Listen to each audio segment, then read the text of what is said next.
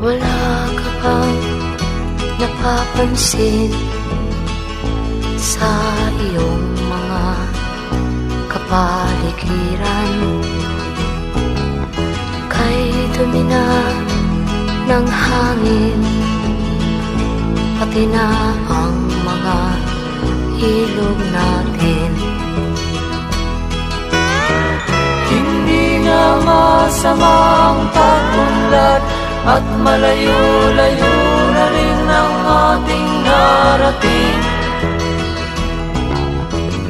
Ngunit masdan mo ang tubig sa dagat, dati kulay asul, ngayon'y naging itim.